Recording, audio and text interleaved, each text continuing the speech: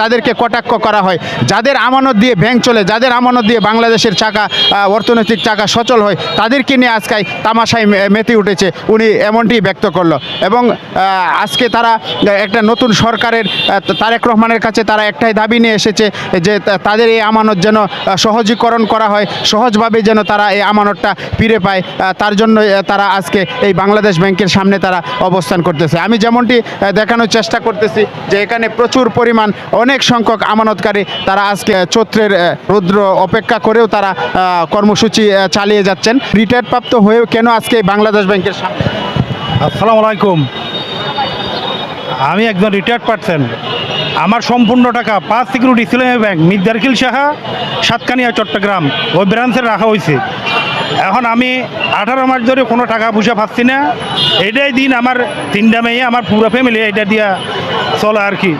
এখন আমার কোনো টাকা পয়সা পাচ্ছি না। আমি রোজারিদের আগে যখন আমি ব্যাংকে গেছি, আমি বলছি শুধু 2000 টাকা দাও আমাকে। আমার 18-19 লাখ টাকা ব্যাংকে পড়িয়েছে, শুধু 2000 টাকা আমি চাইছি, আমার টাকা দেয় নাই। হয়তো বাংলাদেশ ব্যাংকে দাও, বাংলাদেশ ব্যাংকের সামনে দাও। ম্যানেজার ওই কথা বলো আমার। আচ্ছা, যাই হোক, আপনারা এই যে টাকাটা লাগলেন, আপনারা বিগত সরকারের আমলেও দেখলাম, তত্ত্বাবধায়ক সরকারের আমলেও দেখলাম আন্দোলন করেছেন, ওইখান থেকে আপনারা কোনো সুরাহা পেয়েছেন? না, তখন আমরা সুরাহা পাই নাই। আমি আন্দোলনে অবশ্যই আগে আসি নাই। ঈদের পরে যখন আমি টাকা পাই না, 2000 টাকা চাইছি, আমি যখন পাই নাই তখন আমি মাঠে নামছি আর কি। এই নতুন ফার্স্ট। এখন আজকে কি কর্মসূচি নিয়ে আপনারা মাঠে নেমেছেন, কি করতে চান আজকের কর্মসূচিটা কি আপনাদের? আজকের কর্মসূচি আমাদের 1 নম্বর হল এয়ার বাতিল করতে হবে, আর 2 নম্বর হল যে ব্যাংক স্বাভাবিক করা লাগবে আর কি। আর আরেকটা জিনিস জানতে পারলাম যে আপনারা 10 তারিখ একটা আলটিমেটাম দিয়েছেন। এটা এখন আমাদের কমিটি এখনও আমাদেরকে জানায় নেই আর কি। এরা বসবে, বসে জানাবে আর কি। ধন্যবাদ ভাই আপনাকে।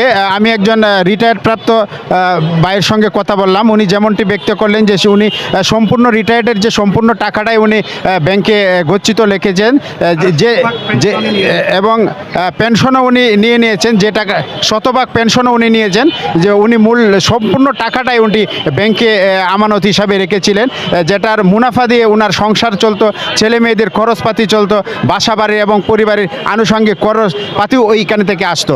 কিন্তু বিগত সরকার, আওয়ামী লীগ সরকার পতনের পর যখন ব্যাংকগুলো তাদের দুর্বল ব্যাংকগুলো তাদের আমানতকারীদের জন্য আমানত বন্ধ করে দিল, তখন থেকে উনি মানবতার জীবনযাপন করতেছে এবং ছেলে মেয়েদের ঠিকমতো লেখাপড়ার খরচ এবং বাসাবাড়ির আনুষঙ্গিক খরচপাতি পর্যন্ত উনি দিতে পারলেন না। উনি খুব প্রকাশ করে যেমনটি বলেছে যে আসন্ন যে গত ঈদের আগে তিনি ব্যাংকে গিয়ে ব্যাংকের কর্মকর্তাদের কাছে